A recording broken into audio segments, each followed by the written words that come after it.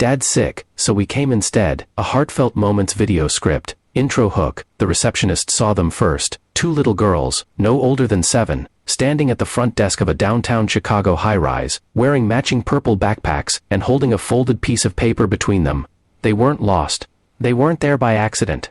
They had come on purpose because their dad couldn't. Nobody in that office could have guessed what those two little girls were about to teach a room full of adults about courage, love, and the kind of kindness that changes everything. Subscribe out. If stories like this move your heart, you're in the right place. Welcome to Heartfelt Moments, where we share real, emotional stories about the best of humanity. Before we go any further, take a second to subscribe, hit that like button, and drop a comment below. Your support helps us keep finding and sharing stories that remind us all what truly matters. Main story begins. Marcus Delaney had been raising his twin daughters, Lily and Sophie, completely on his own since they were 3 years old.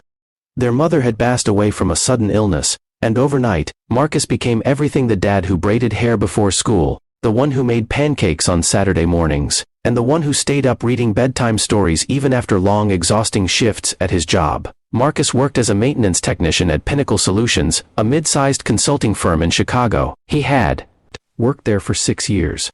He wasn't the man in the fancy office. He was the man who fixed the broken things quietly, before anyone noticed they were broken. He kept the lights on, the elevators running, and the building breathing. Most people walked past him every single day, without ever learning his name, but Marcus loved his job.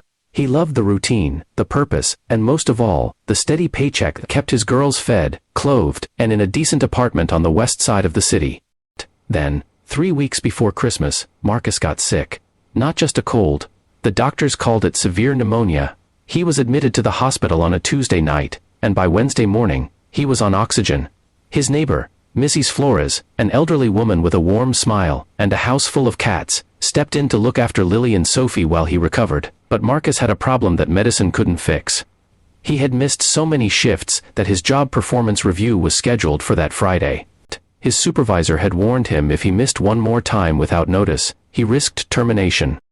Losing that job meant losing their health insurance, losing the apartment, losing the stability his girls depended on. From his hospital bed, Marcus called the office. He was transferred, placed on hold, transferred again. Nobody seemed to know what to do with him. In a moment of desperation, he did the only thing he could think of. He wrote a letter. A simple, honest letter explaining his situation, asking for compassion, asking for just a little more time. He addressed it to the CEO of the company, a woman named Claire Hartwell, whom he had never once spoken to in 6 years. He asked Mrs. Flores to mail it. But Lily and Sophie had a different idea. The girls had overheard their father on the phone. They heard the worry in his voice. They were 7 years old, but they understood more than most adults give children credit for. That night, while Mrs. Flores was watching the evening news, the twins sat at the kitchen table and carefully copied their father's letter by hand in their best penmanship, complete with a few spelling mistakes and a hand-drawn heart at the bottom. Then they signed it, from Lily and Sophie. Dad is sick, so we came instead. Friday morning, Mrs. Flores thought she was taking the girls to school. But Lily had memorized the address from the envelope on the counter, and Sophie had quietly asked a school friend's older brother how to take the bus downtown. The two of them navigated the Chicago transit system like tiny, determined explorers, and walked into the lobby of Pinnacle Solutions at 9:14 in the morning. They asked the receptionist if they could please see Miss Hartwell. They said it was important. Claire Hartwell was in the middle of back-to-back meetings when her assistant knocked on the door and whispered something in her ear. Claire paused. She excused herself from the conference room, walked down the hall, and found two little girls in purple backpacks sitting patiently in the waiting area, hands folded in their laps. Sophie held out the letter. Claire read it standing up. Then she sat down right there in the waiting area, in her blazer and heels, and read it again. She didn't say anything for a long moment. Then she looked at both girls and asked, quietly, "How did you get here?" "The bus," said Lily. "By yourselves?" Claire asked. "We had to," Sophie said simply. "Dad couldn't come." Claire Hartwell had run a company for 11 years. She had sat across the table from investors, lawyers, and difficult clients. But nothing had ever stopped her quite like this moment.